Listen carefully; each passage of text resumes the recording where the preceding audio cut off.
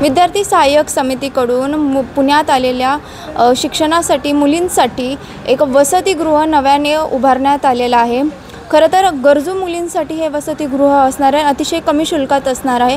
आता आपल्यासोबत या समितीचे विश्वस्त तुकाराम गायकवाड सर आहेत। सर, शिक्षण खूप महाग आहे आजच्या घडीला, अशा तुम्ही अतिशय कमी शुल्कात एक वसतिगृह विद्यार्थ्यांना देत आहे, काय सांगाल या संपूर्ण प्रकल्पाबद्दल?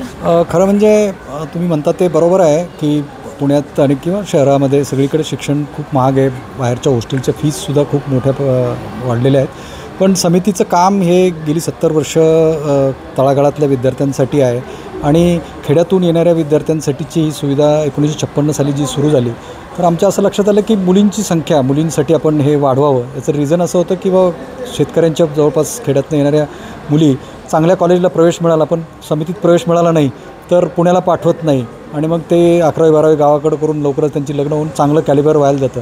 तेच जर त्यांना इथे जर ह्या सुविधा मिळाली आणि जर कारण इथले सुरक्षित वातावरण, इथल्या अभ्यासाला पूरक असलेल्या गोष्टी आणि इथली डेव्हलपमेंट हे सगळं समाजामध्ये भरपूर लोकांपर्यंत पोचल्यामुळं मुलींचा ओढा भरपूर होता आणि त्या दृष्टीनंच हे 336 मुलींचं वसतिगृह बांधण्याचा प्रकल्प आम्ही पुढे घेतला। खर्चाचं म्हणाल तर आत्ता इथे अख्ख्या संस्थेमुळं सरकारी कुठलीही मदत घेत नाही। जे कार्यकर्ते व्हॉलंटरीली इथे काम करतात, कर्मचाऱ्यांची संख्या अक्षरशः सगळ्या एवढ्या 10 वसतिगृहां मिळून 14 आहे आणि बाकीचं सगळं काम आयदर विद्यार्थी मॅनेजमेंटसुद्धा विद्यार्थी करतात किंवा व्हॉलंटरी वर्कर्स करतात। त्यामुळे आमचा पर विद्यार्थी खर्च साधारणतः आत्ता 68,000 येतो। त्यातले 50% आम्ही देणगीदारांकडून मिळवतो आणि 50% हे विद्यार्थ्यांकडनं, कारण फुकट दिलं तर त्याचं महत्त्व येत नाही।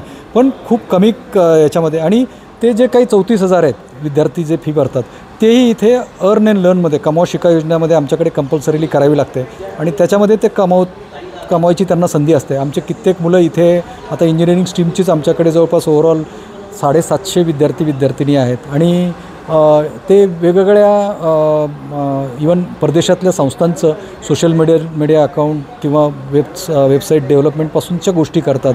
कित्येक विद्यार्थी वेगवेगळ्या बागकामापासून शिकवणी करणं किंवा ऑफिसेसमध्ये काम करणं, रिसेप्शन म्हणून काम करणं, अशा पद्धतीचे काम करून अर्थार्जन करतात। सो त्यांना हे पैसे, म्हणजे एखाद्याकडे एकही रुपया घरनं मिळू शकणार नाही, जो खरा गरजू आहे त्याला इथे पूर्णपणे त्याचं शिक्षण स्वतःच्या पायावर उभं राहून करता येईल अशीच ही सुविधा संस्थेने उभी केली आणि संस्थेचं काम गेली 70 वर्ष अशाच पद्धतीने आहे। मी एकेकाळी या संस्थेचा बेनिफिशरी होतो।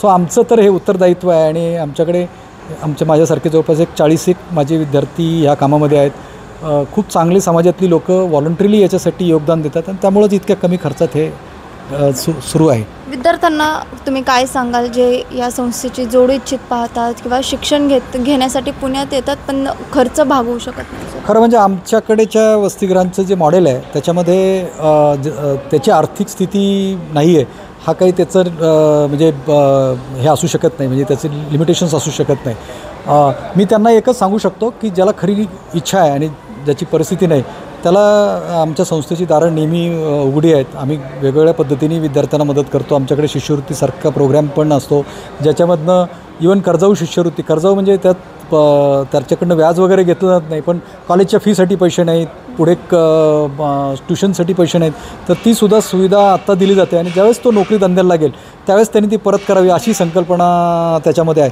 त्यामुळं पैसे नाहीत यासाठी त्याचं शिक्षण थांबू शकत नाही। सो मला असं वाटतं की ज्यांना अशी खरंच शिकण्याची जिद्द आहे, गरज आहे, त्यांनी संस्थेशी जरूर संपर्क करावा। आत्ता पुण्यामध्ये आहे, आम्ही गेल्याच वर्षी नगरमध्येही वसतिगृह सुरू केलं आहे। अहमदनगरमध्ये आता मुलींचं 60 आणि यावर्षी मुलांचं 120 असं वसतिगृह सुरू झालं आहे। पुढच्या काळामध्ये आम्ही औरंगाबाद, नाशिक आणि नवी मुंबई इथेही वसतिगृहांसारखं अशा पद्धतीचे प्रोजेक्ट उभारायचं ठरवलेलं आहे। नक्कीच आता आपल्यासोबत समितीचे विश्वस्त तुकाराम गायकवाड सर होते। गरजू मुलींसाठी वसतिगृह तर आहेच, पण यंदा एक मुलींना जी फर्स्ट प्रायोरिटी आहे ती दिल्याचं पाहायला मिळतं, ज्याचं उद्घाटन येत्या सोमवारीच म्हणजेच परवा दिवाळीच्या पूर्वसंध्येलाच होणार आहे। पुण्याहून मी शिवानी लकडे, टाइम्स ऑफ महाराष्ट्र।